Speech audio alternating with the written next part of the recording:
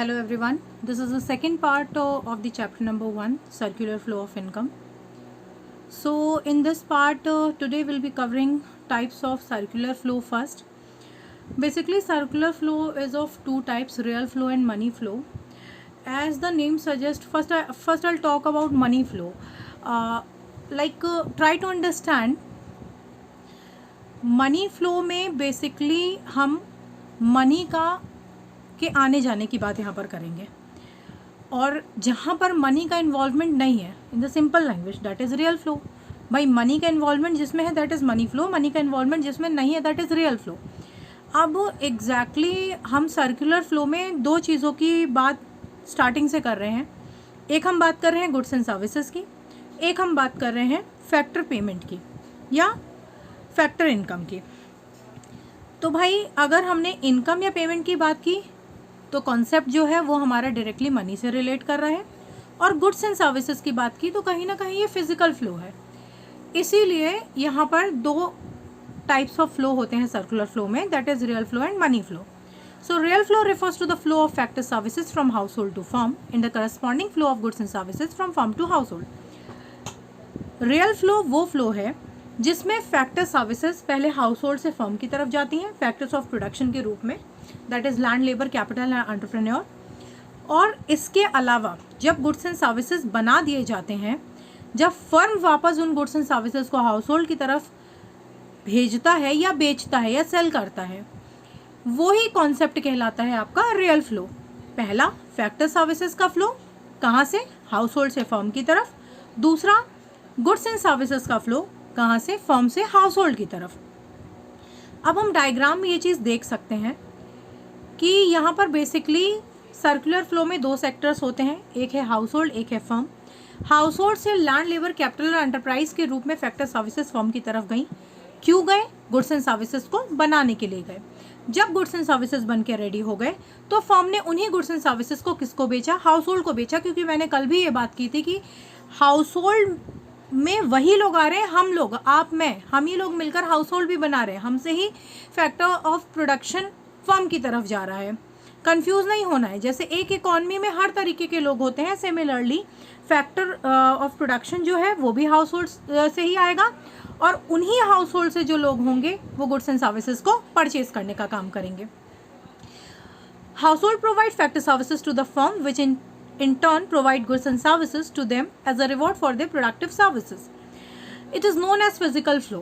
Right in the starting मैंने बात की physical flow की कि देखो physical क्या है, which can be seen and touched, जिस चीज़ को हम छू सकते हैं, देख सकते हैं. क्या बना रहे हैं हम यहाँ पर, गुड्स एंड सर्विसेज को बना रहे हैं, गुड्स को बना रहे हैं, प्रोडक्ट्स को बना रहे हैं, कमोडिटी को जिनको हम देख सकते हैं, छू सकते हैं, उसके लिए ही हम पेमेंट कर रहे हैं. इसलिए ये है यहाँ पर physical flow. Second point says there is only exchange of goods and services between the two sectors without involvement of any money. मैंने फिर से स्टार्टिंग में ये बात बोली थी कि मनी फ्लो वो जहाँ पर मनी का इन्वॉल्वमेंट, रियल फ्लो वो जहाँ पर मनी का इन्वॉल्वमेंट नहीं है. Real flow determines the magnitude of growth process in an economy. For example, when more factor services are offered to firms, then volume of production will be more and it speeds up the process of economic growth. Simple यार देखो, real flow magnitude of growth process को कैसे determine कर रहा है. हम जितनी ज़्यादा फैक्टर सर्विसेज ऑफर करेंगे फर्म को, जितने ज़्यादा फैक्टर्स ऑफ प्रोडक्शन होंगे, उतना ही गुड्स एंड सर्विसेज का प्रोडक्शन क्या होगा, ज़्यादा होता रहेगा. और जितना ज़्यादा गुड्स ऑफ प्रोडक्शन होगा, गुड्स एंड सर्विसेज का प्रोडक्शन होगा, भाई इन टर्न हमारी इकोनॉमी का जो ग्रोथ है वो इंक्रीज करेगा, बढ़ेगा. जितने ज़्यादा गुड्स एंड सर्विसेज बनाए जाएंगे उतने ज़्यादा बेचे जाएंगे, जो कि हमारी इकोनॉमिक ग्रोथ के लिए बेनिफिशियल है. अब हम बात करेंगे मनी फ्लो की.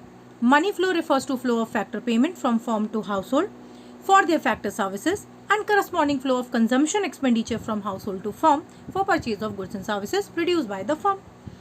Household से firm की तरफ जब factors of production बढ़े goods and services को बनाने के लिए, तो उनको उनके सर्विस के रिटर्न में फैक्टर पेमेंट के रूप में फर्म ने कुछ कुछ दिया. जैसे कि लैंड के लिए मिलता है रेंट, लेबर को मिलते हैं वेजेस, कैपिटल पे हमें हमेशा इंटरेस्ट मिलता है, और एंटरप्रेन्योर एंटरप्राइज हमेशा प्रॉफिट के लिए काम करता है. वहीं जब गुड्स एंड सर्विसेज बना दिए गए तो फर्म ने उन गुड्स एंड सर्विसेज को किनको बेचा, हाउस होल्ड को बेचा.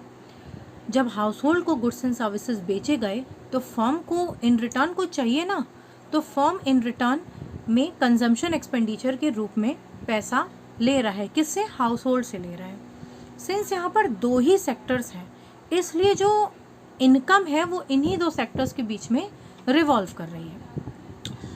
Firms make factor payment to household for the factor services and household spend this income on purchase of goods and services produced by them. Money flow को बेटा हम nominal flow भी कहते हैं. It involves exchange of money between two sectors. Since यहाँ पर दो ही sectors हैं तो exchange of money जो है वो इन्हीं दो sectors के बीच में ही रहेगा, that is household and firm. अब कुछ assumptions हैं circular flow के, two sector model के. पहला है there are only two sectors in the economy. That is house hold and firm. ये हम अज्यूम करके चल रहे हैं कि इकोनॉमी में सिर्फ दो ही सेक्टर्स हैं, एक है हाउस होल्ड, एक है फर्म. मतलब कि यहाँ पर किसी भी तरीके का ना ही गवर्नमेंट का इन्वॉल्वमेंट होगा और ना ही फॉरेन सेक्टर का इन्वॉल्वमेंट होगा. दूसरी बात, household sector supplies factor services only to firms and the firms hire factor services only from household. इस पॉइंट को ऐसे भी समझ सकते हो कि जब सिंपली दो ही सेक्टर्स इकोनॉमी में है, एक है हाउस होल्ड, एक है फर्म, तो भाई फर्म जो है वो फैक्टर सर्विसेज किससे लेगा? हाउस होल्ड से ही लेगा. और हाउस होल्ड जो है वो अपनी सर्विसेज किसको प्रोवाइड करेगा? सिर्फ फर्म को ही करेगा. Firm produce goods and services and sell their entire output to the household. भाई फर्म जो है गुड्स एंड सर्विसेज बनाएगा और अपने पूरे आउटपुट को, जो भी प्रोडक्शन उसने किया है, वो किसको सेल कर देगा? हाउस होल्ड को कर देगा. क्यों कर देगा? क्योंकि इकोनॉमी में सिर्फ दो ही सेक्टर्स माने गए हैं, एक हाउस होल्ड, एक फर्म.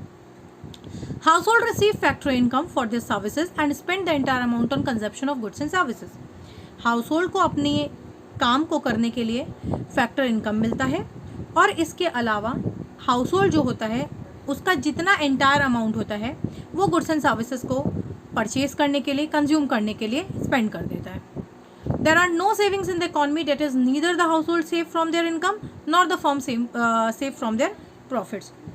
ऐसा अज्यूम किया गया है कि दोनों सेक्टर्स के थ्रू किसी भी तरीके की सेविंग नहीं की जा रही है. अजम्पशन है ये. ना ही हाउस होल्ड को सेव कर रहा है और ना ही फर्म को सेव कर रहा है प्रॉफिट के रूप में. The circular flow in two sector economy can be better understood with the help of figure 1.4 जो कि आप यहाँ पर देख सकते हैं. दो सेक्टर्स हैं आपके, एक हाउस होल्ड, एक फर्म. हाउस होल्ड से फैक्टर सर्विसेज जा रहे हैं लैंड, लेबर, कैपिटल, एंटरप्राइज के रूप में फर्म की तरफ, जिसके इन टर्न फर्म जो है वो पेमेंट कर रहा है फैक्टर पेमेंट के रूप में rent, wages, interest and profit. इसके बाद फर्म ने जो गुड्स एंड सर्विसेज बनाए हाउस होल्ड की मदद से, उनको वापस से बेचा किसको? हाउस होल्ड को. और उन गुड्स एंड सर्विसेज को परचेज करने के लिए हाउस होल्ड ने कंजम्पशन एक्सपेंडिचर के रूप में पैसा किसको वापस दे दिया? फर्म को दे दिया. In the circular flow of income, production generates factor income which is converted into expenditure. This flow of income continues as production is a continuous activity due to never-ending human wants. ये चीज़ हमेशा ध्यान रखिएगा कि production एक continuous activity इसलिए है क्योंकि जो हमारी वॉन्ट्स हैं वो एंड होने वाली नहीं है. और जब तक हमारी वॉन्ट्स अनलिमिटेड रहेंगी प्रोडक्शन प्रोसेस हमेशा कंटिन्यूस रहेगा, ख़त्म नहीं होगा. भाई हमारी इच्छाएं ख़त्म होंगी नहीं, हम बार बार डिमांड करेंगे और जब हम बार बार डिमांड करेंगे प्रोडक्शन होगा और ultimately supply. Moving towards the conclusion of circular flow in a simple economy, the first point says that total production of goods and services are equal to total consumption of goods and services by household. इसमें यहाँ पर simple ये चीज़ है कि since यहाँ पर किसी भी सेक्टर के थ्रू किसी भी तरह की सेविंग नहीं की जा रही है, इसलिए आपका प्रोडक्शन और कंजम्पशन क्या है वो इक्वल है. इसके बाद फर्म के द्वारा जो फैक्टर पेमेंट किया जा रहा है और हाउस होल्ड के थ्रू जो फैक्टर इनकम रिसीव की जा रही है वो दोनों ही क्या है? इक्वल है. Consumption expenditure by household is equals to factor income of household. And the fourth point is real flow in the form of factor services और final goods and services is equals to money flow between firms and household. Real flow and money flow is equal. एक छोटा सा difference समझ लेंगे real flow और money flow के बीच का.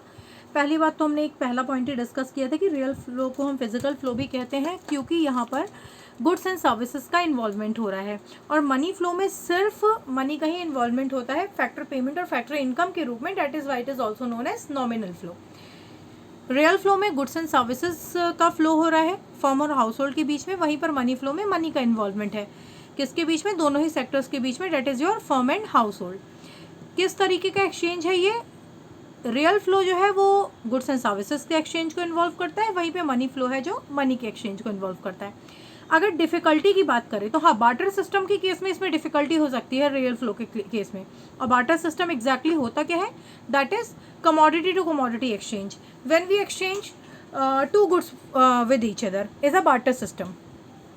वहीं मनी फ्लो के केस में किसी भी प्रकार का डिफ़िकल्टी नहीं अराइज होगा। अच्छा, अब हम यहाँ पर बात करेंगे 4 सेक्टर्स ऑफ द इकोनॉमी। कुछ 4 इम्पॉर्टेंट सेक्टर्स होते हैं इकोनॉमी के। अभी तक हमने 2 सेक्टर्स को कवर किया था, एक था हाउस होल्ड सेक्टर, एक था फर्म जो कि प्रोड्यूसिंग सेक्टर भी कहलाता है। सो हाउस होल्ड सेक्टर में आपके इन्वॉल्व क्या होंगे? It includes consumers of goods and services and also the owners of factors of production. Starting में मैंने ये बात बताई थी कि बेटा हाउस होल्ड सेक्टर में हर कोई इन्वॉल्व होगा, आप, मैं, हम सब। मतलब यहीं से कंज्यूमर्स भी आएंगे, यहीं से फैक्टर्स ऑफ प्रोडक्शन भी आएंगे। फैक्टर्स ऑफ प्रोडक्शन के रूप में लैंड, लेबर, कैपिटल और एंटरप्रेन्योर की बात की गई थी, और जो कि रिसीव करते हैं इनकम अपनी सर्विसेज को प्रोवाइड करने के लिए, और वो इनकम किस रूप में मिलती है? रेंट, वेजेस, इंटरेस्ट और प्रॉफिट के रूप में मिलती है। प्रोड्यूसिंग सेक्टर क्यों बोला गया फर्म को? क्योंकि ये वही सेक्टर है जो कि गुड्स एंड सर्विसेज का प्रोडक्शन करता है, that is why it is also known as producing sector. इसके अलावा जो हाउस होल्ड होता है, household consume goods and services to satisfy their want and firm produce goods and services to make profit. भाई simple बात है, household goods and services को क्यों कंज्यूम करता है? अपनी वांट्स को, अपनी इच्छाओं को सेटिस्फाई करने के लिए। वही गुड्स एंड सर्विसेज को फर्म क्यों प्रोड्यूस करता है? भाई किसी भी चीज़ का अगर हम बिजनेस करेंगे तो हमारा अल्टीमेट एम होगा टू अर्न प्रॉफिट। अब तीसरा जो सेक्टर यहाँ पर आया है दैट इज गवर्नमेंट सेक्टर। इसके 2 मेजर पार्ट्स हैं जो कि हम डिस्कस करेंगे अभी। As a welfare agency it is involve in maintaining law and order, defence and other services of public welfare. भाई गवर्नमेंट इकोनॉमी में एक तरीके का लॉ मेंटेन करने का काम करता है, और वो लॉ मेंटेन क्यों किया जाता है? हम सबके वेलफेयर के लिए, हम सबकी भलाई के लिए। एंड बात करें अगर as a producer, so it produces goods and services in public sector enterprises. और अगर गवर्नमेंट प्रोड्यूसर की तरह एक्ट करेगा तो वो किस लिए बेनिफिशियल रहेगा? वो गुड्स एंड सर्विसेज प्रोड्यूस करेगा किन के लिए? पब्लिक सेक्टर एंटरप्राइजेस के लिए। जो चौथा सेक्टर इकोनॉमी में आज इंट्रोड्यूस हो रहा है that is the foreign sector. और अगर हम अपनी इकोनॉमी से, इंडियन इकोनॉमी से निकल के बाहर की बात करें, वो सारी इकोनॉमी हमारे लिए क्या कहलाएंगी? फॉरेन सेक्टर कहलाएंगी, या एक्सटर्नल इकोनॉमी कहलाएंगी। एक्सटर्नल सेक्टर कहलाएगा या रेस्ट ऑफ द वर्ल्ड कहलाएगा। मतलब जब हम अपनी जोग्राफिकल बाउंड्रीज को क्या करें? क्रॉस कर दें, जोग्राफिकल बॉर्डर को हम क्रॉस कर दें। This sector includes transactions with the rest of the world. It is involved in export and import of goods and services and flow of capital between domestic economy and other countries of the world. Domestic economy पहले समझ लीजिए, जिस economy में आप रह रहे हैं, जिसमें आपका सारी चीज़ें चल रही हैं, आपका सोर्स ऑफ लिविंग जिस इकोनॉमी से है, that is your domestic economy. मतलब we are talking about within the geographical boundaries of the economy. मतलब आपके लिए इंडियन इकोनॉमी डोमेस्टिक इकोनॉमी है, और अगर हम बात करें इंडियन इकोनॉमी के बाहर की तो वो हो गई आपकी अदर कंट्रीज़ या रेस्ट ऑफ द वर्ल्ड या एक्सटर्नल सेक्टर या foreign sector.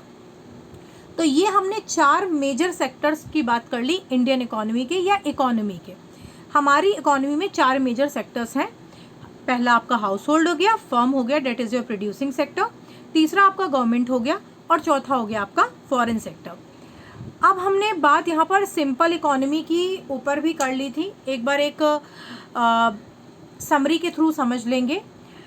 A simple economy assumes the existence of only 2 sectors. हमेशा ये चीज़ ध्यान रखिएगा कि सिंपल इकोनॉमी की बात की जाए, 2 सेक्टर मॉडल की बात की जाए तो हम ऊपर के सिर्फ 2 सेक्टर्स को इन्वॉल्व करते हैं। एक हाउस होल्ड हुआ आपका, दूसरा हुआ फर्म। हाउस होल्ड जो है they are also known as the owners of factors of production and consumers of goods and services. Household के बेटा 2 मेजर काम होते हैं, एक कि इनके through factors of production firm की तरफ जाते हैं, दूसरा यही लोग होते हैं गुड्स एंड सर्विसेज को कंज्यूम करने वाले।